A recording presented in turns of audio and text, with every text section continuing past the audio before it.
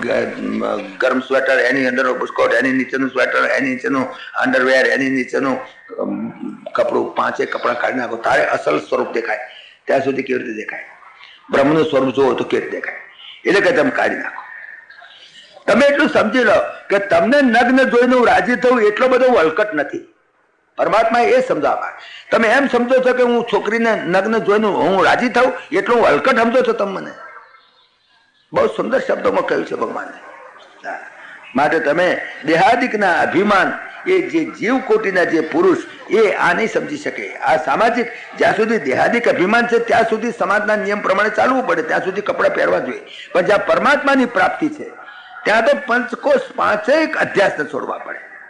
એટલે જે દેહાદિકના અભિમાન વાળા જે જીવ કોટીના જે એ પુરુષથી આ સામાજિક જે મર્યાદા છે એનું ઉલ્લંઘન ન કરાય. એ લીલા ન કરી શકાય. લીલા કોણ કરી શકે? પરમાત્મા કરી શકે. જેનામાં કોઈ દેહાદિક અભિમાન નથી એ જીવ કોટીનો આત્મા નથી, પરમાત્મા કોટીનો આત્મા બની જાય તારે આ લીલા કરી શકે. આ બેવકૂફો ઘણી વખત વસ્ત્રાની લીલા કરે છે, ઘણી જગ્યાએ રાસલીલાઓ કરે છે. અમારા મુખિયાજીઓ, કેટલીક અમારી વૈષ્ણવ ઘેલી બહેનો છે ને, તે વેવલી થઈને ત્યાં આગળ રાસલીલા કરે છે, નાચે છે, વસ્ત્રાની લીલા કરે છે. આ નરકમાં જવાના ધંધા છે, તમારાથી નહીં થઈ શકે. મેં તમને કહ્યું બધો 3 વાર જે દાવાનળ પી જાય એ રાસલીલા કરી શકે, એ વસ્ત્રાની લીલા કરી શકે. તમે ઊની કડી પી શકતા નથી, તમે નહીં કરી શકો એ લીલા. અને ભાગવતમાં તો સ્પષ્ટ લખ્યું છે કે વસ્ત્રાની લીલા અને રાસલીલા કોઈએ કરવી નહીં, માત્ર ભગવાન શ્રી કૃષ્ણ કરી શકે. પણ અત્યારે ઘણી જગ્યાએ વૈષ્ણવ હવેલીઓની અંદર હું જોઉં છું તો અમારી કેટલીક વૈષ્ણવ બહેનો બહુ ઘેલી હોય છે, બહુ વેવલી થઈ જાય છે. અને વસ્ત્રાલ લીલાની અંદર પેલા મુખિયાજી જોડે અને રાસલીલામાં મુખિયાજી જોડે. તમે એ મુખિયાજી એ બધા એ આ કળિયુગના આ કંગાલો માટી પગાવો એની સાથે ન થઈ શક્યા. ભગવાન શ્રી કૃષ્ણ સાથે જ થાય. ભગવાન શ્રી કૃષ્ણ સિવાય બીજા કોઈ સાથે ના થાય. એટલે જ્યાં સુધી દેહાભિમાન છે, જ્યાં સુધી દેહાધ્યાસ છે, હું પુરુષ છું, હું સ્ત્રી છું, એ જ્યાં સુધી ખ્યાલ છે ત્યાં સુધી એને આ સંસારની મર્યાદામાં રહેવું પડે. સંસારની મર્યાદાનું ઉલ્લંઘન એનાથી ના કરી શકાય. આવી લીલા તો એ જ કરી શકે. કોણ? જે અંશાવતાર નહીં, અંશાવતાર પણ આ લીલા ના કરી શકે. એ તો ભગવાન શ્રી કૃષ્ણ જેવો પૂર્ણાવતાર હોય એ જ લીલા કરી શકે. બોલો, અંશાવતારને પણ લીલા કરવાનો અધિકાર નથી આપ્યો ભાગવતની અંદર. પરમાત્માના અંશાવતારો જે છે એ પણ લીલા ન કરી શકે. એ તો સાક્ષાત પૂર્ણ પુરુષોત્તમ ભગવાન શ્રી કૃષ્ણ જ કરી શકે એ લીલા. ભગવાન રામે મર્યાદા કેટલી જાળવી છે નહીં? આ તો કૃષ્ણ કરી શકે, કારણ કૃષ્ણની એ પૂર્ણા છે એટલે એ જ લીલા કરી શકે. સ્વયં પૂર્ણાવતાર ભગવાન શ્રી કૃષ્ણ જ. હરાહર ઝેર કોઈ ના પી શકે, એ તો શંકર જ પી શકે. બાકીના ઝેર પીને લોબા થઈ જાય, મરે. તેમ આ લીલા કોઈ પણ મુખિયાજી અગર હવેલીમાં કોઈ કરે ને તો એને નરકમાં જવાનો સીધો જ દરવાજો ગાળો થઈ જાય. એના માટે એ જાય જૈન રાસલીલા કરતા હોય તે બધા જવાના, સીધો દરવાજો. પણ ઘણી જગ્યાએ જોઈએ છે વૈષ્ણવોની અંદર અને વૈષ્ણવ હવેલીઓની અંદર કેટલું કે આપણે નિંદા નથી કરવી કોઈની, મરવા દો ક્યાં આપણે.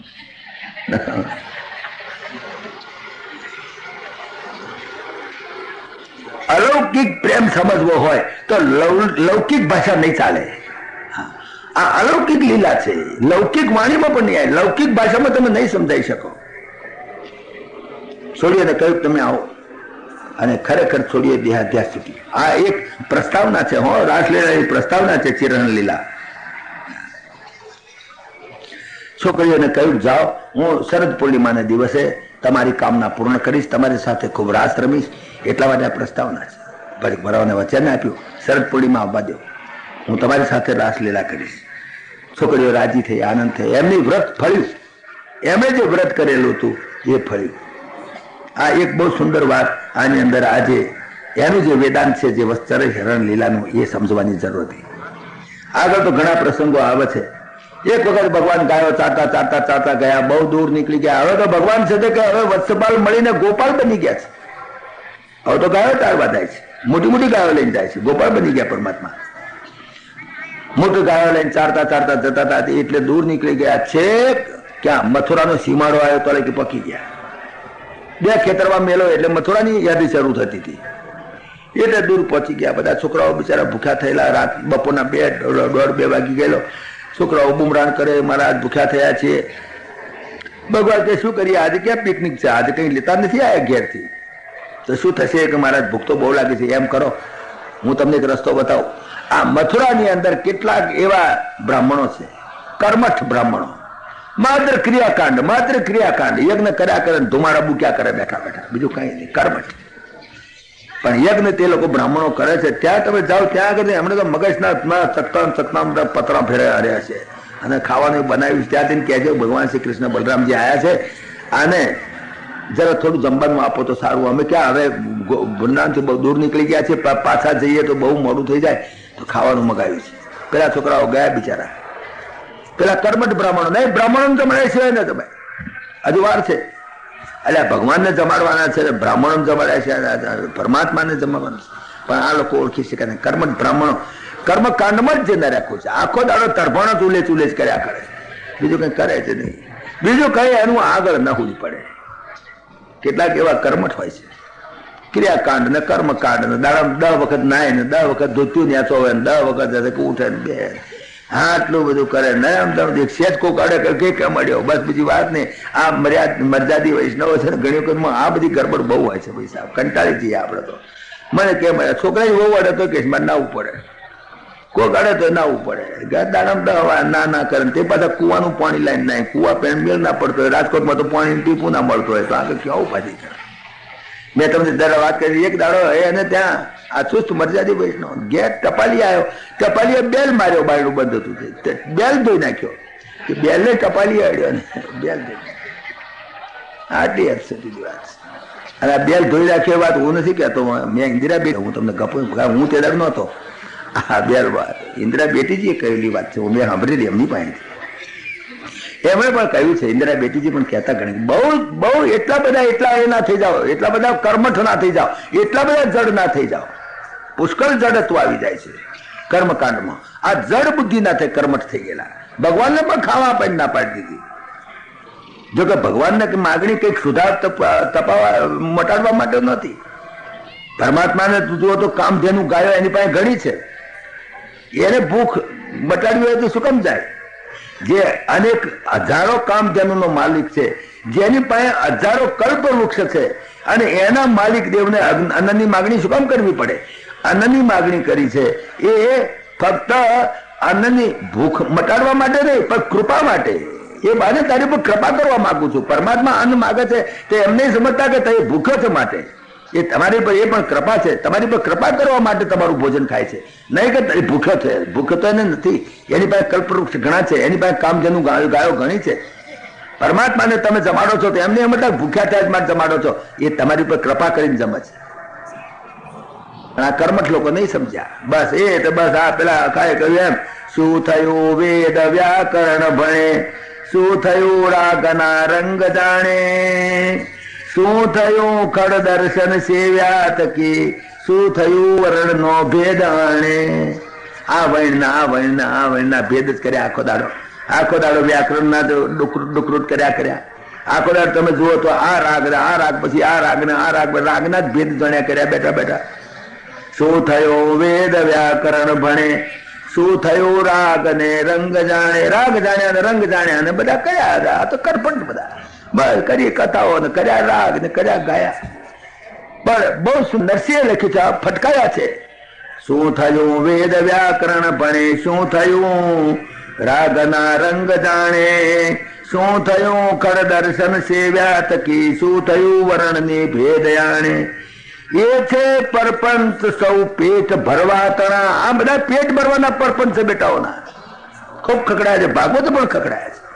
આ માત્ર પ્રપંચ છે, આમલાઓનો રાગ ને રાગણીઓનો, આ બધી તમારે પેટ પરપંચ, આ પેટ ભરવાના છે. એ બધા પરપંચ છે પેટ ભરવા તણા. આત્મા રામ પરબ્રહ્મ ને ન જોયો. જ્યાં સુધી તમારું સ્વરૂપ શું છે ન સમજ્યા, પરસ્પર બ્રહ્મનું સ્વરૂપ શું છે ન સમજ્યા, માત્ર રાગ રાગણીઓ કાઢી, માત્ર તમે આ કર્મઠ થઈ ગયા, માત્ર મુકાટ્યા, ધુમાડા જ મુકાટ્યા, બીજું કઈ કર્યું નહીં. એમ હરિયો કાઢે હરી નથી મળતા. આ વાત સમજાવે છે, હરિયો કાઢે હરી નહીં મળે. નાચ કર્યા જનતા મૂર્ખાઓએ ના પાડી દીધી. આ પેલા પાછા મારા ના પાડે છે કે શું ના પાડે છે, ઘોડા જેવી વાત કરો છો. જાઓ ફરી જાઓ એમની પત્નીઓ પાસે માગજો. આ બિચારા હકર્મીની જીભના કર્મીના ટોટિયા એક તો ભૂખ્યા થયા છે ને પાછા ફરી ધકાટ્યા ગયા બિચારા. પણ એમની પત્નીઓ પાસે જઈને કહે છે ભગવાન શ્રી કૃષ્ણ આયા છે, એટલી રાજી થઈ ગઈ બહેનો ઘડી વખત પુરુષ ના પાડે છે ઘરમાં ખાવાનું નથી, પણ બે ના પાડી દે છે, બિચારા ખબર એટલે આટલું જ છે થોડું. પેલો કે છે એમ હાલો તારે, પછી પેલો શું કરે, પછી કઈ અપમાન થાય ને આપે. બહેનો તો લઈને થાળ લઈને આવી, ભગવાનને જમાડ્યા, પ્રેમથી જમાડ્યા, દર્શન કર્યા, એટલા રાજી થયા કે મહારાજ હવે અમે તો અહીં જ રહી જઈએ. કે નહીં એવું નહીં, તમે ગ્રસ્તી છો, તમે પાછા જાઓ. કે અમારા પતિ અમને વળશે કે ના વળે, મારો પ્રભાવ છે, તમે ચિંતા ના કરતા, પરમાત્માનું સ્વરૂપ છે, તમારા પતિ તમને નહીં વળે. આ કર્મઠો પોતાની પત્નીઓનો આવો ભાવોદ્રેક જોયો તો કર્મઠો પછી રાગે આવી ગયા કે અમારી ભૂલ થઈ. કર્મઠોએ પોતાની ભૂલ સુધારી. ભક્તિહીનતા એમને ધ્યાનમાં આવી કે ગમે ત્યારે યજ્ઞ કર્યા, યાદ કર્યા, પણ જ્યાં ભક્તિ નથી, જે મૂળમાં કોઈ પણ કર્મ ભક્તિ નથી, તો ભક્તિ વગરનું એક એક કર્મ એ પાપના પોટલા ઉચકાવતું ફરે. ભક્તિ વગરનું જ્ઞાન એ માણસને શુષ્ક વેદાંતિ બનાવી દે. બંનેની અંદર ભક્તિ પ્રધાન છે. ભક્તિ વગરનું કર્મ, અગર ભક્તિ વગરનું જ્ઞાન, બંને નકામા. જ્ઞાન અને કર્મ બંનેને ભક્તિ તો જોઈએ જ, ભક્તિ સિવાય ચાલે નહીં. પક્ષી બે પાંખો ઉડે છે ને, તો જ્ઞાન અને કર્મ એ બે પાંખો છે. લોકેસ્મિન દ્વિવિધા નિષ્ઠા પુરા પ્રોક્તા મયાનઘ, જ્ઞાન યોગીને સાંખ્યાનામ, કર્મ યોગીને યોગીનામ, બે નિષ્ઠાઓ બતાવી. ત્રીજી ભક્તિ કેમ ન બતાવી? એનું કારણ છે કે પક્ષી ઉડે તો બે પાંખો, પણ જે પક્ષીની પાછળ જે પૂંછડી છે ને એ એને ધાર્યા નિશાન ઉપર લઈ જાય. જો પૂંછડી કપાઈ જાય તો પક્ષી આમ એના ધાર્યા નિશાન પર નહીં જાય. તો ભક્તિ છે એ જીવાત્માને પરમાત્માને ધારા નિશાન ઉપર પકડી દે. ભક્તિ સિવાય ના ચાલે. ભક્તિ વગરનું કર્મ, ભક્તિની ભીજાશમાં ભીજવ્યા વગરનું કર્મ નકામ. લુગડું તમારે ધોવું હોય તો એકલા કર્મ માર્ગના ધોકા માર કરો તો લુગડું ફાટી જાય. અગર એકલો જ્ઞાન માર્ગમાં હાબુ જ ઘસઘસ કરો તો ચાદડા ઉડી જાય, શુષ્ક વેદાંતિ થઈ જાય. પહેલું લુગડાને ભક્તિની ભીજાશમાં ભીજાવવું પડે. ભક્તિની ભીજાશમાં ભીજાઈ અને પછી એને જ્ઞાન માર્ગમાં હાબુ ગાલો અને એની ઉપર કર્મ માર્ગના ધોકા ધમાક ધમાક પડે, તારે અંતઃકરણનું પટ શુદ્ધ થાય, તે શુદ્ધ ના થાય. ભક્તિ તો મુખ્ય વસ્તુ છે. તમે લુગડું ધોવો તો પાણી વગર કેવી દબા ના થાય? તમે એકલો નર્યા હાબુ ઘસઘસ કરો તો થાય? અગર તો એકલા નર્યા ધોકા જ માર કરો તો ફાટી જાય લુગડું ઉછળો આમ. ભક્તિની ભીજાશમાં ભીજા વગરનું. એટલે ભક્તિ વગરનું કર્મ પણ નકામું. એ ભક્તિનો મહિમા એ લોકોને સમજાયો. આ લીલાની અંદર પણ ભક્તોનો ભક્તિનો ભગવાનનો મહિમા સમજાવવા માટે પ્રયત્ન કર્યો છે આ પ્રસંગની અંદર. આ પ્રમાણે પરમાત્માએ જે નિષ્પ્રાણ બનેલા જે ક્રિયાકાંડ હતા એમાં કશું જ તથ્ય દેખાતું નથી. નિષ્પ્રાણ માત્ર એવા ક્રિયાકાંડ ને શું કરવા? બેઠા બેઠા મેં કહ્યું ઓમ રીમ લીમ લીમ ક્લીમ કરીને પછી અસ્ત્ર ફટ કરીને તમાકુ ફાંકા કરતા હોય, એ નિષ્પ્રાણ ક્રિયાકાંડ છે. એમાં ભગવત ભક્તિ ક્યાંય દેખાતી નથી. તો એટલા માટે કરીને આવા વ્યર્થ કર્મઠપણાને ધક્કો લગાડવા માટે એમણે પ્રયત્ન કરેલો. આવું જે કર્મઠ, જે વ્યર્થ કર્મઠપણું છે એને ધક્કો માર ઝડક આપ્યો એને. ક્રાંતિકારી છે, બિલકુલ ક્રાંતિકારી પરમાત્મા. એટલે એને ક્રાંતિકારી એક પગલું ભર્યું અને એવું એક પગલું બીજું એને ભર્યું. એ ખાસ જાણવા જેવું છે. આવું નિષ્પ્રાણ અને આવા કર્મઠ જે કર્મો ઘણા થાય છે જગતમાં. ચીલા ચાલુ હેડ્યા જ કરે, ચીલા ચાલુ. મારા બાપા કરતા હતા, મારા બાપા કરતા હતા, મારા બાપા કરતા હતા. તાતસ્ય કૂપોય મિતિ બ્રુવાણા ક્ષારમ જલમ કા પુરુષ આપી બનતી. કાયર પુરુષ હોય છે, મારા બાપનો કૂવો છે તેમાં ડૂબી જ મરે છે, પણ નીકળતા જ નથી બેટા. એ તો કોઈક એવો સ્ટોલવર્ટ, એવો કોઈ ક્રાંતિકારી કોઈક એવો નીકળે ભગવાન શ્રી કૃષ્ણ જેવા. એને ક્રાંતિકારી પગલું લીધું. કેવું પગલું લીધું એનું આગળ સુખદેવજી મહારાજ એક ખાસ પ્રસંગ બતાવે છે. કે એક દિવસ એવું બન્યું, સાથે બધી ધમાધમ બહુ થતી હતી વૃંદાવનમાં. અરે બધી તૈયારીઓ કરે, કોઈ મગજ ને, કોઈ શીરા ને, કોઈ દહીં વડા ને, કોઈ પાપડ ને, કોઈ અથાણા ને, કોઈ બધું બધી જમવાની તૈયાર થાય. ભાઈ શું છે આટલું બધું? કે આવતીકાલે યજ્ઞ છે ઇન્દ્રદેવનો, ઇન્દ્ર મહારાજાનો યજ્ઞ છે, એટલે યજ્ઞ માટે અમારે ઇન્દ્રનો યજ્ઞ કરવા છે તો બધી તૈયારીઓ ચાલે છે, ધમાધમ ચાલે. ભગવાન શ્રી કૃષ્ણ કહ્યું, નંદ બાવા શું ધમાલ છે? કે નંદ બાવા કે કેમ બેટા તને ખબર નથી? ઇન્દ્ર મહારાજાનો યજ્ઞ છે અને ઇન્દ્ર મહારાજનો યજ્ઞ છે એની અંદર આપણે આ બધી તૈયારીઓ દર સાલ કરીએ છીએ. કેટલાય વર્ષો મારા બાપા કરતા હતા, એના બાપા કરતા હતા, એના બાપા કરતા હતા. તો કઈ ઇન્દ્રનો યજ્ઞ શું કામ કરવો પડે? આ કર્મ છે જીવો, નિષ્પ્રાણ કર્મ, કઈ તથ્ય નહીં. કારણ શું? કારણ કશું નહીં. અરે ભાઈ શું કામ યજ્ઞ કરવો? યજ્ઞ કરીએ તો ઇન્દ્ર મહારાજા પાણી વરસાવે ને, ઇન્દ્ર મહારાજા વરસાદ વરસાવે એટલા માટે. તો ઇન્દ્ર મહારાજા વરસાદ આપણે યજ્ઞ ના કરીએ ના વરસાવે? ગાલી રાખે ઘરમાં વખાડમાં શું કરવાનું? તો પાણી ઉપર ગયું છે એટલું આવવાનું જ છે. એમાં ઇન્દ્ર શું કરે? અરે પૃથ્વી ઉપર જેટલો વરસાદ પડે છે તે ડબલ તો સમુદ્રમાં વરસાદ પડે છે.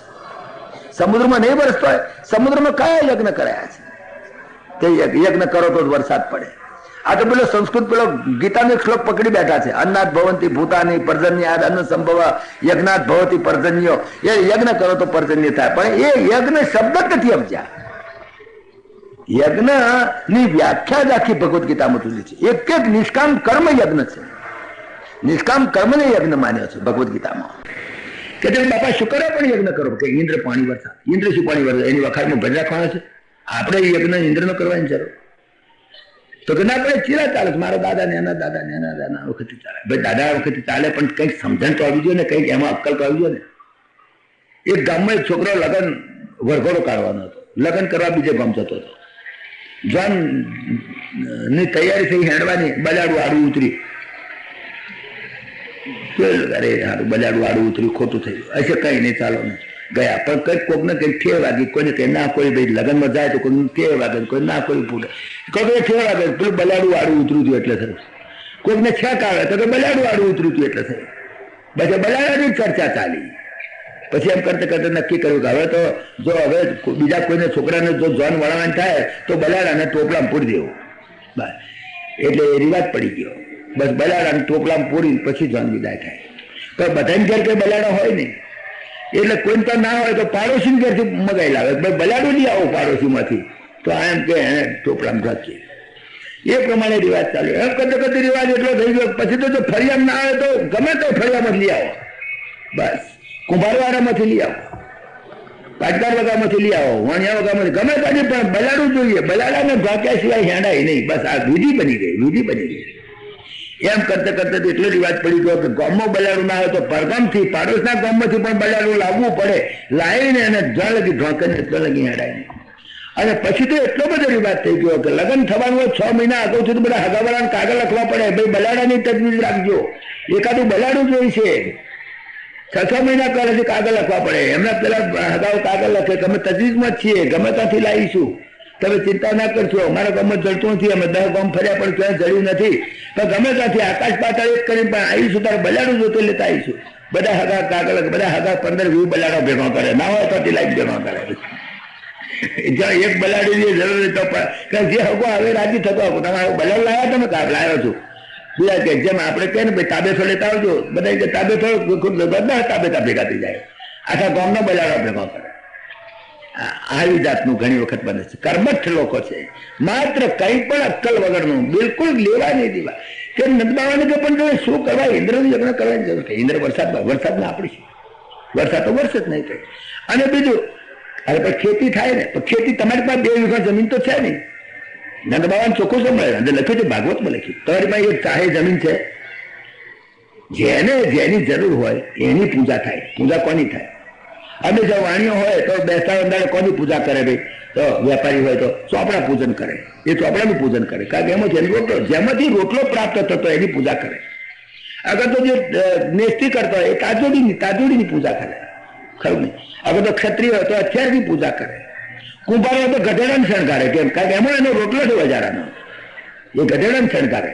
ક્ષત્રિય હોય તો ઘોડાને શણગારે, ખરું નહીં? ઘોડાગાડી વાળો હોય તો એના ગધેડાની બેસતા દાડે એને સારો બનાવે કે નહીં? ત્યાં ઘોડાગાડી ચલાવવી છે, રોટલો એમાં છે. જયારે કુંભારને ગધેડામાં રોટલો છે તો ગધેડાને તમે જો બેસતા દાડે શણગારે. જેનો રોટલો છે એની પૂજા થાય. આપણો રોટલો શેમાં છે? આપણે તો વૈશ્ય છીએ, આપણું કામ તો એનિમલ હસબન્ડરી, આપણે પશુપાલન. અને આ ગિરિરાજ આપણો છે, એ બધી અંદર જુઓ તો કેટલી બધી વનસ્પતિ છે, એ આપણું કામ કરે છે. અને ગિરિરાજની તમે જો યજ્ઞ કરાવો તો ગિરિરાજમાં તો બહુ કામ પડે. આપણી ભેંસ ગાય, બિચારા ગાયો બધી ફરતી હોય, કંઈક હાફ હેરું ઝાંઝર કંઈ નીકળ્યું તો ગિરિરાજ એને હાથવે, કોઈ હાફ કરે નહીં, કોઈ એને કંઈ તકલીફ થાય નહીં. તો ગિરિરાજ આપણો તો રોટલો છે. આપણે એનો યજ્ઞ ના કરીએ, ઇન્દ્રને શું કામ કરીએ?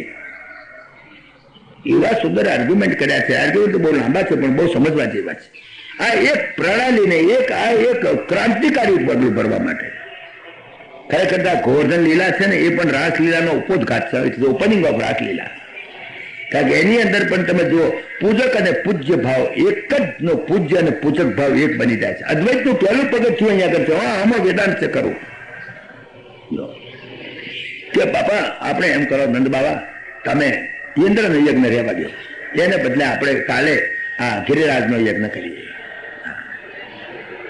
આર્ગ્યુમેન્ટ તો બહુ સરસ કર્યા છે, પણ કર્મઠ લોકોને એક ચીમકી એક પ્રાણી તોડવા સારું કર્યું, ક્રાંતિકારી પગલું. યજ્ઞની વિરુદ્ધ નથી પરમાત્મા.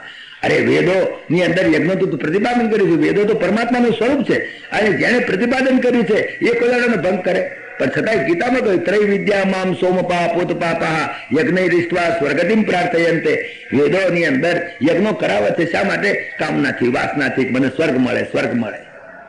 એ તો સ્વર્ગને એ તો એ રોચનાર્થા ફલશ્રુતિ, એ બાને દાન કરે એટલા માટે, નહીં કે સ્વર્ગ મળે. સ્વર્ગમાં કઈ ફાયદો નથી, પણ લોકો સ્વર્ગના બાને, સ્વર્ગની લાલચમાં યજ્ઞ કરાવે છે કે સ્વર્ગ મળે. સ્વર્ગ તો યજ્ઞનું ફળ સ્વર્ગ નથી, યજ્ઞનું ફળ તો ભગવત પ્રાપ્તિ છે.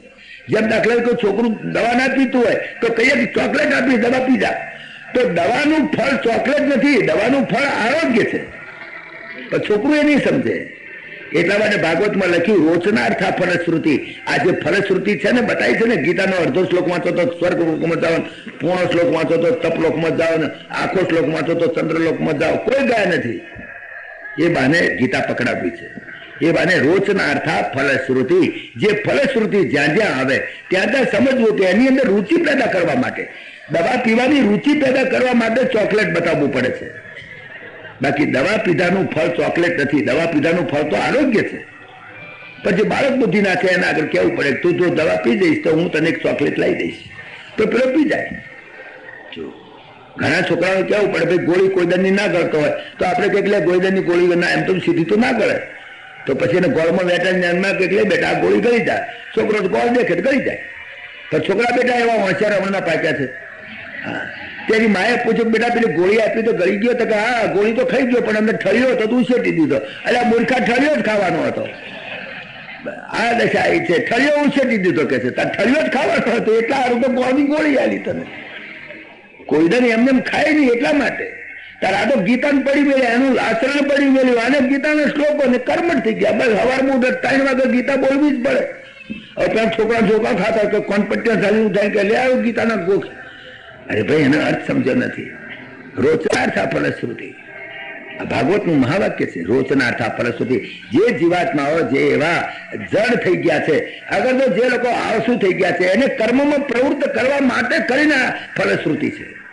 મારો છોકરો નાનો અને એ દૂધ ના પીતો હોય તો મારે એને જરા બીક બતાવવી પડે.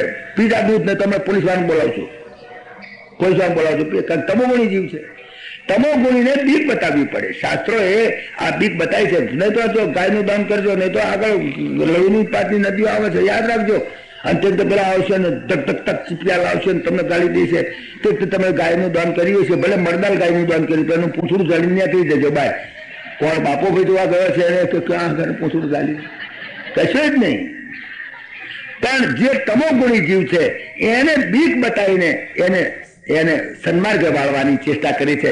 એટલા માટે ગરુડ પુરાણની અંદર કદાચ તમને ગપોડા લાગતા હોય વ્યાસનારાયણના, એ પણ વ્યાસનારાયણ લખનાર છે ગરુડ પુરાણ. એ ગરુડ પુરાણ ખોટું નથી, એની અંદર કદાચ વ્યાસનારાયણ ગપ્પુ માર્યું હોય. એ એટલું જોખમ લઈને એમણે ગપ્પુ માર્યું. કદાચ ગપ્પુ હોય તો એટલું જોખમ વળીને પણ હું મારે જૂઠું બોલવું પડે. શું કરું? છોકરો નાનો પાણી દૂધ પીતો નથી તો બીક બતાવવી પડે. બળા દૂધ પીવો છો પોલીસ વાળા બોલાવશું, પકડી જશે.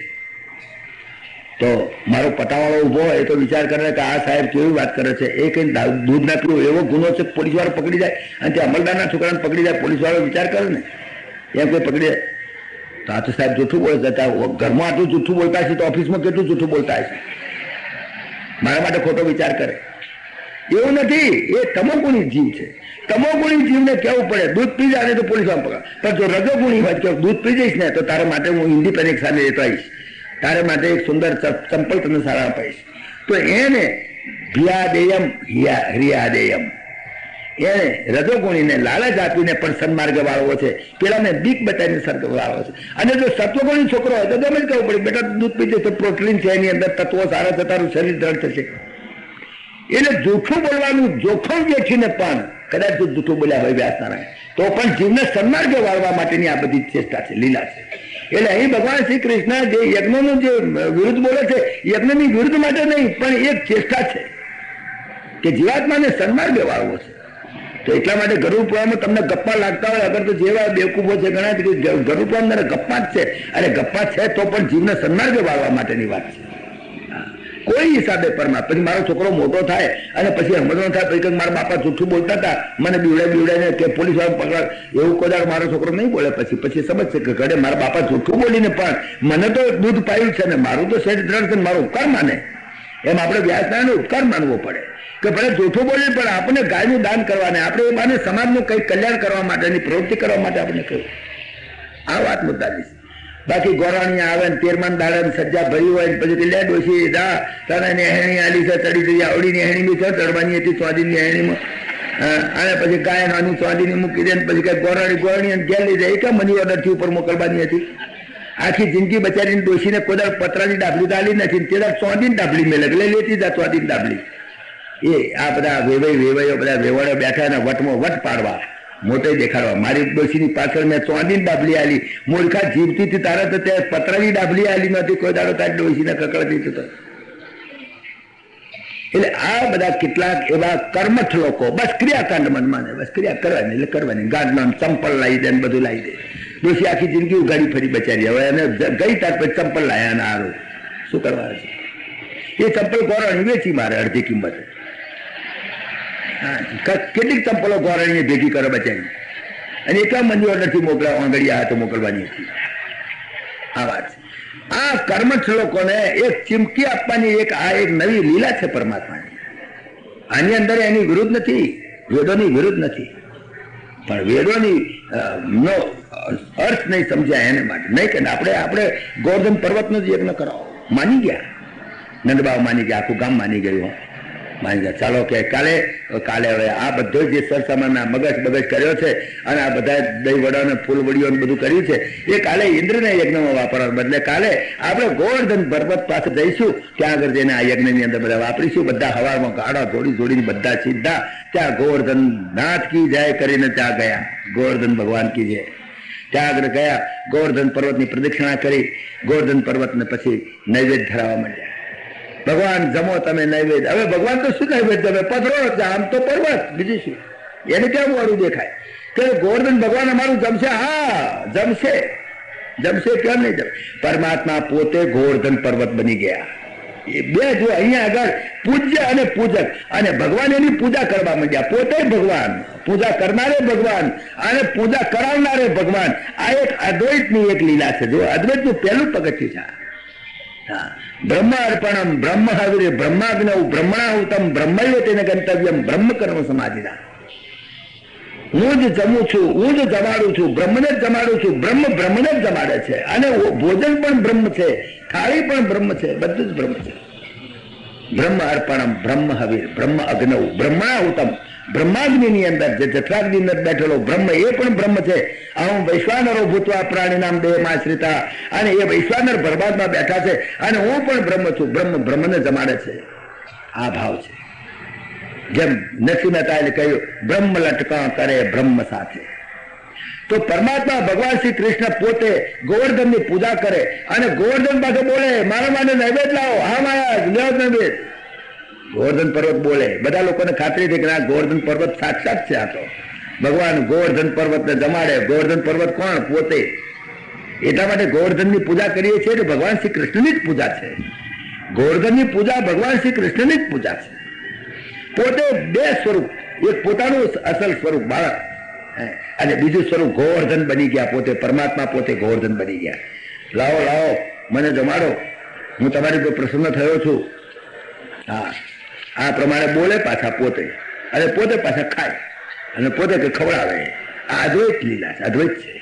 પરમાત્માનું તમારા પ્રત્યેનું અદ્વૈત છે. બહુ સુંદર મજા આવી ગઈ. બધા પ્રેમથી જમ્યા, નૈવેદ્ય ધરાયા, દૂધ માખણ ખૂબ જમાડ્યા. ગોવર્ધન ભગવાન પ્રસન્ન થઈ ગયા. જાઓ તમારું કલ્યાણ થશે. તમારી ગાયો એ મોકલજો. કોઈ ગાયને કોઈ હેરું જોગર કશું કહી છે નહીં. હું બધાનું રક્ષણ કરીશ. તમારી ગાયોની કોઈ ચિંતા ના કરતા. અહીંયા આગળ મારા પર્વત ઉપર પુષ્કળ હું એબન્ડન્સ ગ્રોથ ઓફ રિફલ્જન્ટ વેજીટેશન, પુષ્કળ પ્રમાણમાં ઝાડ લીલા બધું થશે. રાજી થઈ ગયા બધા. આખો યજ્ઞ તો પતી ગયો. યજ્ઞમાં હાજર ઘેર આવ્યા બધા. ઇન્દ્રને ખબર પડી કે મારું બેટું આ તો મારું પાંજું કાઢી નાખ્યું હમણાં.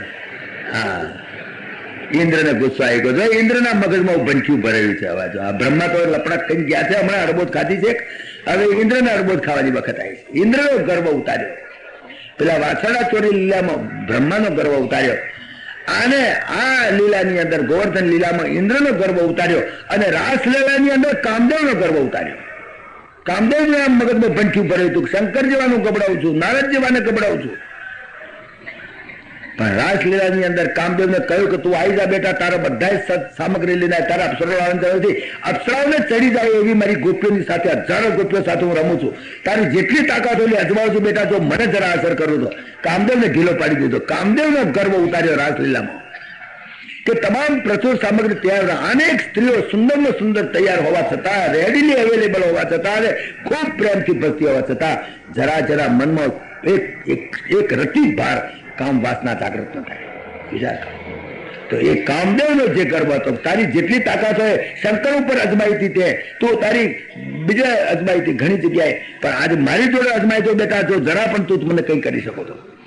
એટલે આ જે વાસણા ચોર્યા એમાં બ્રહ્માના ગર્વને ઉતાર્યો, અહીં આગળ આ ગોવર્ધન લીલાની અંદર ઇન્દ્રનો ગર્વ ઉતાર્યો, રાસલીલાની અંદર કામદેવનો ગર્વ ઉતાર્યો. આ ત્રણ જણાને વધારે અહંકાર હોય છે, તેમ કામદેવનું તો ભયંકર, એની તો વાત આવશે આગળ. આ પ્રમાણે ઇન્દ્રને થયું કે મારો યજ્ઞ આ લોકોએ તોડ્યો, માટે આ લોકોને હેરાન કરવું. એને એકદમ ઓર્ડર કરી દીધો, બસ એક ગોકુળની અંદર વરસાદ એટલે પ્રળય કાળના વરસાદ. ઓર્ડર જ્યાં ઇસ્યુ થયો, પ્રળય કાળના મેઘ પાછા અમુક જુદી જગ્યાએ હોય, જેમાં મિલિટરી પાછી કઈ અમથું તોફાન થાય ને ચોરી થાય લબાડી થાય તો કઈ મિલિટરી ના આવે. મિલિટરી ના હતી તો ઓર્ડિનરી પોલીસને બોલાવે, ડીએસપી કહી દે બે ચાર પોલીસને મોકલાય, અગર તોફાન થયું છે મારામારી થઈ છે. પણ જયારે બહુ મોટું તોફાન થાય તારે મિલિટરી બોલાવવી પડે. એમ જયારે પ્રળયનો સમય આવે ત્યારે પ્રળયના આ જે મેઘ એને છૂટા કરવા પડે. તો પ્રળયના મેઘ જેના ચાર્જમાં હતા એની પર ઓર્ડર કર્યો કે ભાઈ પ્રળયના મેઘ છૂટા કરી દો. તો પેલા ઇન્દ્ર પાસે જઈને કહ્યું, મહારાજ કંઈક તમારી ભૂલ થાય છે, અત્યારે પ્રળયનો સમય નથી અને તમારા ઓર્ડરમાં કંઈ સહી કરવામાં ભૂલ થઈ લાગે છે, આ ખોટું થાય. નહીં, મારે પ્રળયના જ મેઘ વરસાવવા છે. જાણી જોઈને પ્રળયના મેઘને, ઓર્ડિનરી આ વરસાદ આવે તો આપણે તો ત્રાસી જઈએ છીએ, તો પ્રળયના મેઘ વરસે તો કેટલું ગજબ થઈ જાય. મિલિટરી આવે તો શું થાય, આગળ કોઈ મોડું ના કાઢી શકે, અહીંથી ઉઠીને નાખવું પડે. તો આને મિલિટરીને હુકમ કરી દેલો, મિલિટરી બસ, બીજી વાત નહીં, પ્રલયના મેઘ છૂટા કરી દો. પેલા એના ઓફિસરે કહ્યું ખરું, એનો ઇન્ચાર્જ જે હતો એને, કે ભાઈ અત્યારે પ્રલયનો ટાઈમ નથી, અત્યારે તો સત્યુગ, અત્યારે તો છે તે હજુ તો દ્વાપર ચાલે છે, અરે ત્રેતા ચાલે છે, અત્યારે હજુ તો કળિયુગ આવે પછી પ્રલયના, કે ના અત્યારથી જ બસ. હવે ઇન્દ્ર લોકો લો સાહેબ સહી કરી દો, અમારે તો તમે ક્યાં શું એમ કરી દો, અમારી જવાબદારી નથી. પેલા એ જવાબદારી માથે લઈ ઇન્દ્રને કહી દીધું, પ્રલયના જે મેઘો છે એ આખી વખાર છૂટી કરી દો, બસ બીજી વાત. અને પછી તો પ્રલયના જ મેઘ ત્રાટક્યા, અને પ્રલયનો મેઘ એટલે ગજબનો મેઘ, અને વરસાદ તવે આ લોકો રાડ પાડે, હોબા પાડે, મરી ગયા. ભગવાને કહ્યું કે આ ઇન્દ્રનું તોફાન છે, કઈ વાંધો નહીં. ગોવર્ધન પર્વતને કર્યો ઊંચો, વિચાર કરો, ગોવર્ધન પર્વતનો ઊંચો કર્યો, અને બધાને કહ્યું તમે પણ લાકડીઓ અડાડો. શા માટે? કોઓપરેશન. એ કોઓપરેશનની ભાવના, કે દરેકને એમ થાય કે I also contributed something for this work, મારું પણ થોડું કોન્ટ્રીબ્યુશન લ્યો ભાઈ. બધો મોટો પ્રોજેક્ટ હોય ગમે તેવો, તો એની અંદર આપણને એમ થાય કે આપણે રૂપિયો નાખો અંદર, આપણું થોડું કોન્ટ્રીબ્યુશન, આપણે લાખ આપીએ કેમ નથી, પણ જે થાય. ભગવાને કહ્યું તમે બધા લાકડીઓ ધરી રાખજો, હું એને ઊંચો કરી રાખું છું. કેટલાક ટચલીઓ આગળ પણ ઊંચો કરી. કેટલાક બે ભૂખો અધર્મીઓ કહે છે કે ટચલીઓ આગળ મળી નહીં ગઈ હોય, ટચલીઓ આગળ ઉપર ભરવી રાખે તો મળી ના જાય. હવે એમને શું સમજણ પાડવી? ટચલીઓ આગળ ઉપર તમે આ વેટી પહેરી છે નથી મળી જતી તમારી આગળ, વેટી પહેરે છે. ઘણા તો વેટીઓ પહેરે છે, બધી આંગળીઓ પહેરે છે. તમને ખબર છે બધા ગ્રહણ તોણી બજાવે છે, શુક્ર મંગળ બુધ, એક જણાએ વેટીઓ પહેરેલી તે બધી આંગળીઓ. અરે અમે આટલી બધી આંગળીઓ શું કામ પહેરી છે? ત્યારે કહે છે કે બધા ગ્રહો મને નડે છે, શુક્ર ને શનિ ને મંગળ ને બુધ ને બધાને પહોંચી દીધેલા અહીંયા આગળ એને બધી આંગળીઓ. આટલી બધી આંગળીઓ ને આટલા બધા ગ્રહ તને નડે છે? આ બધા ગ્રહ નડે છે. મેં કહું કે આ ગ્રહ તને નડે છે કે તું ગ્રહો નડે છે? એ ખબર નથી પડતી કે આ ગ્રહો તને નડે છે કે તું ગ્રહોને નડે છે. મૂર્ખા, ગ્રહોને તું નડે છે. ટચલીઓ આગળ પર ગોવર્ધન પર્વત ઊંચો કર્યો, એને શું હિસાબ છે? અરે આ માથા ઉપર આટલા બધા વાળ ઉગ્યા છે, તમે નથી ઉચકી શકતા? તો જેટલા માથાના વાળ છે એટલા શેષ નારાયણના માથા ઉપર બ્રહ્માંડ છે. પણ શેષનારાયણ ઘણા કે માથા ઉપર બ્રહ્માંડ લઈને ઉચકીને ફરતા છે, તો શેષનારાયણ નાતા કેવી રીતે છે, ખાતા કેવી રીતે છે? તો તમે કેવી રીતે નાવ છો ને ખાઓ છો? આ બધા વાળ માથે ઉગ્યા છે તે ગણી તો જુઓ કેટલા માથે વાળ છે. કોઈ દાડ નવરાશ લો, એક દાડ કેજ્યુઅલ રજા લો, ઘેર બેસીને માથાના વાળ ગણો. આખા શરીરના તો ગણી રહ્યા, તમે નથી ગણવાના. મહિનાની રજા લેવી પડે તો પણ માથાના વાળ તમે જે ગણી શકતા નથી, એ માથાના વાળ ઉગાડનારનો મહિમા કેવી રીતે સમજી શકાયા? આને કેવી રીતે સમજાવવું? તકલીફ આંગળી ઉપર ગોવર્ધન તોડ્યો, આ એનો મહિમા છે, પરમાત્માનો મહિમા છે. પરમાત્માના મહિમામાં શંકા કરવી એ મહા અપરાધ છે. ગોવર્ધન પર્વત ઊંચો કરવો એ શું આખું બ્રહ્માંડ ઊંચું કરે? તો ગોવર્ધન પર્વત તો ક્યાં આવ્યો? ઇન્ડિયામાં આવ્યો, અને ઇન્ડિયામાં એ પ્રદેશમાં આવ્યો, અને એમાં ગોવર્ધન પર્વત વૃંદાવન એક જગ્યાએ આવે. આખું બ્રહ્માંડ જે ઊંચું કરે, આગળ તો અનંત કોટી બ્રહ્માંડ જેની અંદર પડ્યા છે, એ ગોવર્ધન પર્વતનો ઊંચો કરે એમાં કઈ આશ્ચર્ય છે? કશું આશ્ચર્ય ના લાગે. કીડીને એમ લાગે કે આખો લાડવો કેવી રીતે ઊંચો થાય, પણ હાથી તો 5 લાડવા ખાઈ જાય. પછી એમ કે હાથી કે 5 લાડવા ખાઈ શકતો છે એમ કીડી બોલે તો કીડી હે કદાચ, તો કીડીને શું કહેવું? કીડીને સમજાવવા પ્રયત્ન કરવો પણ નહીં કરવો, માથાજીમાં પડવું જ નહીં. કોઈ કે આ તો બધું ગપ છે, ખા ગપ છે, જા, બીજું કશું નહીં. એન્જરમાં કીડીને જોડે શું હમણાં ફોડવા? હાથી 5 લાડવા ખાઈ ગયો એ સાબિત કરવા જઈએ તો થવાનું જ નથી. એ સાબિત થશે તો નહીં થવા દે. એ કીડી સમજવાની જ નથી. એને જવા જ દેવી કે જા તું તમે જા, હા ગુના તો ઉચક્યો, જા ગોવર્ધન પર્વતમાં તો ઉચક્યો. એની જોડે બહુ વિવાદમાં પણ નહીં પડવું. એવા બે કુફન જોડે વિવાદ કરવો જ નહીં, ના પાડી દેવી કે મારે મને તું તમે જા, તું સમજો હાથું જા, બસ. તો ગોવર્ધન પર્વતને કર્યો ઊંચો. વિચાર કરો, બધાને કીધું અંદર આવી જાઓ. ગોવર્ધન પર્વતની અંદર તો મોટી, અરે તો સડકો મંદિરો મોટરો બજાર ને બધું થઈ ગયું, બધું એમાં. એને કેટલી વાર સંકલ્પ માત્રથી જેની માયા, યન માયા વશવર્તી વિશ્વમાં ખિલમ બ્રહ્માદિ દેવાસુરા યત સત્વાદ મૃષૈવ ભાતિ સકલમ રજ્જવ યથાહેર બ્રહ્મા. તો એ જેની સંકલ્પ માત્રથી અનંત કોટી બ્રહ્માંડની ઉત્પત્તિ એની માયા કરે છે, તો આ તો પોતે કરવા બેઠો છે. પછી બધાને સેફ, કોઈ તારે ગમે તેટલો ત્રાટ કરી વરસાદ કશી અસર નહીં, કોઈ અસર નહીં. ઘણા કે પર્વત ઊંચો કર્યો હશે ને અંદર પેલા પેઠા છે પણ પડખેથી પાણી પી જાય. ઘણા હવાય પૂછનારા પડે જાય છે, પડખેથી પાણી પે. શેષ નારાયણ, અમારા બલરામજી શેષ નારાયણ અવતાર, પડખે આખું શરીર આપણું ભરવી દીધેલું, એવું એક હવાના પેશી હતા અંદર, દિવાલ કરી દીધેલી પોતાના શરીરની. પર્વત ઊંચો કર્યા પછી જે ગેપ હતી ને એમાં દિવાલ, શેષ નારાયણની દિવાલ. પાણી તો શું હવાના પેશી હતા. બહુ સુંદર. આ બધી લીલા આપણી મક્કલની બહારની વાત છે. હા, ફેક્ચ્યુઅલ બટ ઇનકન્સીવેબલ. ઘણી વખત હું તમને આ કહું છું, ઇટ ઇઝ ફેક્ચ્યુઅલ બટ ઇનકન્સીવેબલ. આપણી બુદ્ધિની બહારની વાત છે. બુદ્ધિ તો ભેતે અથડીને પાછી જ પડે પરમાત્માની લીલા, જે બુદ્ધિનો વિષય નથી. તો એ પરમાત્માની લીલા કરી બરાબર. ઇન્દ્ર થાય ગયો પછી તો ગભરાયો બરાબરનો. પછી તો એને ગભરામણ થવા માંડી, માયો આ તો ભાઈ, આ તો ઊંધું થઈ ગયું મારું બેટું. વરસાદ બંધ થઈ ગયો, બિલકુલ બંધ કરી દીધો વરસાદ. સમજી ગયો, વરસાદ બંધ થઈ ગયો. બધાને કહ્યું ભાઈ બહાર નીકળો. બધા બહાર નીકળ્યા, શાંતિ થઈ ગઈ. ગોવર્ધન લીલા, ગજબની ગોવર્ધન લીલા થઈ.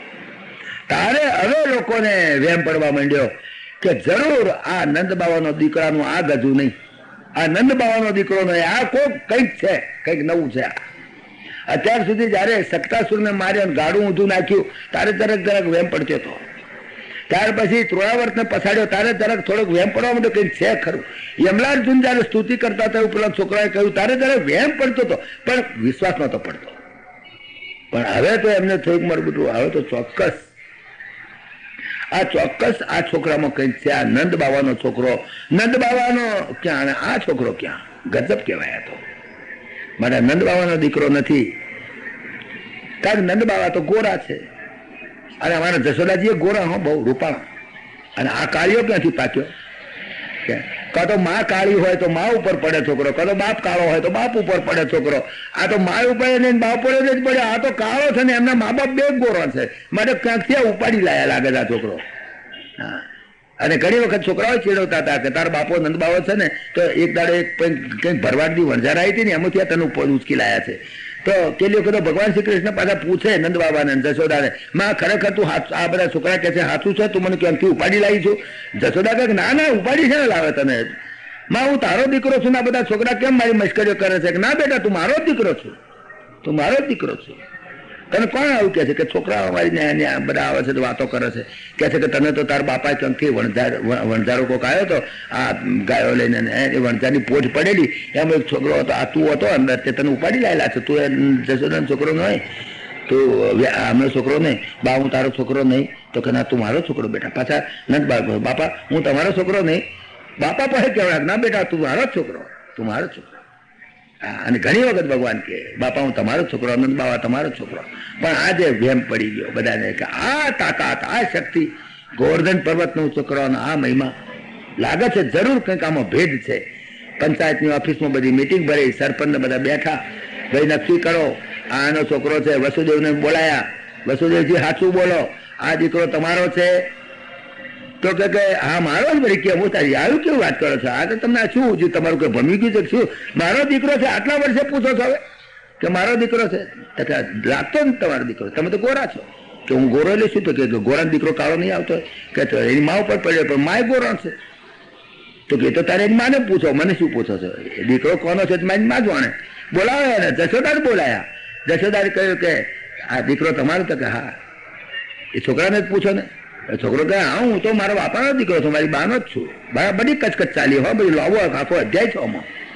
જે કચકચ લોબી બહુ ચાલી મારી આવી કે આ દીકરો કોનો? એમ પડી ગયો ને. પછી તો જુબાનીઓ લેવાની થઈ. હા બોલો જશોદા સાચું બોલો, તમારો દીકરો? કે આ મારો દીકરો છે. પણ તમે કાળો નથી ના તો કાળો છે કે? તો એ જ કાળો સાથી થયો મને ખબર નહીં. એ કાળો સાથી થયો એ તો એને પૂછો કે હા કાળો સાથી થયો. ભગવાન કે હું કાળો સાથી થયો એવું મને પૂછો છો? હું કાળો થયો તો એમાં હું છું તો મારી માં, મારી જશોદા જ મારી માં છે અને મારો બાપો નંદબાવો જ છે. તો હું કાળો થયો એનું કારણ એવું થયું, ગરબડ એવી થઈ ગયેલી કે જ્યારે હું જન્મ્યો ને ત્યારે માં તું તો ઘસઘસા ઊંઘતી હતી, તું ઘસઘસા ઊંઘતી હતી અને આખી રાત હું અંધારામાં આવ્યો છો ને તમારું બધું અંધારું મન ચોટી ગયું છે, કાળો થઈ ગયો છું કે. હવે જો આ જશોદા કેટલી ગયેલી કે તું હું જન્મ્યો તાર તું ઊંઘતી હતી ઘસઘસાટ. અરે બાળક જન્મે તાર માં ઊંઘતી હોય આખા ગામને જગાડે, એ ઊંઘે કોઈ દાડો? જયારે બાળક જન્મે તાર માં ઊંઘતી હોય ઘસઘસાટ કોઈ દાડો સાંભળ્યું તું? ઉડતું આખા ગામને જગાડે. તેને બદલે અને જશોદા એટલા ભોળા કે હા બેટા ખરી વાત છે હો મારું બેટું, તું જન્મે તારું ઘસઘસાટ ઊંઘતી હતી પાછું કબૂલ કરે પાછા જશોદા એ પાછા. આટલા ભોળા કો બોલો, કેટલા ભોળા છે તારે ભગવાન ભોળાનો છે કે બેટા તું કાળો છું આ બધા ગરબડ કરે છે એટલે કે ના માં કાળો તો કારણ આ છે, બીજું કોઈ કારણ નથી. હા કે હું જન્મ્યો ને ત્યારે તો ઊંઘી ગઈ હતી, આખી રાત પછી હું તો આવ્યો હતો. હવે અંધકાર તો પુષ્કળ હતો, અંધારું હતું, એ અંધારામાં આવ્યો હતો ને એમાં આ બધું અંધારું બંધ ચોટી ગયું છે એટલે હું કાળો થયો. બાકી હું કાળો છું જ નહીં, સમજ્યા ને? હું તો પહેલા ગોરો હતો, જન્મ્યો ત્યારે બહુ ગોરો હતો. તો કે હા બેટા ના એ વાત કરી છો, બહુ સુંદર આ વર્ણન છે. પણ એક વખત ગોપીઓએ પૂછેલું કે તમે કાળા સાથી છો? ગોપીઓએ પૂછેલું કે ગોપીઓ આમ તો તમે રૂપાળા છો પણ આમ પૂછીએ છીએ કાળા કેમ છો? કે મૂર્ખ્યો તમારા લીધે જ કાળો થયો છું, તમારા લીધે જ કાળો થયો. કારણ કે તમે મને તમારી કીકીમાં રાખો છો અને રોજ રાતે મેષના લપાડા ચોપડો છો. આખી રાત મેષ મને ચોપડાય છે રહી રહી, કારણ તમારી કીકીમાં હું છું એટલે મને તમે કાળો જ કરી નાખ્યો છો. તમે લોકો બધા ભેગા થઈને મને કાળો કર્યો છે. હું તો ગોરો હતો પણ તમે મને તમારી આંખની કીકીમાં કાયમ રાખો છો. જ્યાં જુઓ ત્યાં મને જ જુઓ છો એટલે તમારી આંખની કીકીમાં હું સમજી ગયો છું. અને તમે રોજ રાતે મેષ ચોપડો છો ને એમાં આ દશા, એના કરતા શિરમાં ચોપડો, એના કરતા નેત્ર પ્રભા નાખો તો કઈક કાળો તો ના થાય. આ તમે શું આ મેચ ચોપડો છો એટલે હું કાળો થઈ ગયો છું, ગોપીઓ કહ્યું. પણ એક દાડો રાધિકાજીએ ખાનગી પૂછ્યું તું પાછું, કારણ કે એમના તો પતિ ને ભાઈ એટલે, અને પતિ કાળો હોય તો જરા કોઈને સારું ના લાગે આમ કે જ્યાં ગોરા. રાધિકાજી બહુ ગોરા રૂપાળો ના કાળો ઘણી આમ જોડે ફરે આમ મારા ભાઈ, પણ તો કાળો તો કોઈ કોઈ કહે ને એટલે પત્નીને વધારે થાય. આમ તો કહ્યું રાધિકાજીએ આમ તો તમે નમણા છો, તમારું નાક પણ સુંદર છે, તમારા કાન વગેરે આમ તો તમે બહુ સરસ છો, પણ તમે કાળા સાથી છો, મારે એટલું જાણવું.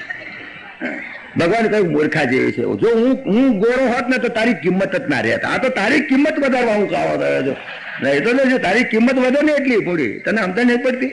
હા હું કાળો થયો છું તારી કિંમત વધારવા. કેટલા કેટલા પ્રશ્નો છે. પણ એક વખત ત્યાં દુર્યોધનની સભામાં દુર્યોધન એક દાડો બોલ્યો તો હો, આ મહાભારતની વાત આવે છે.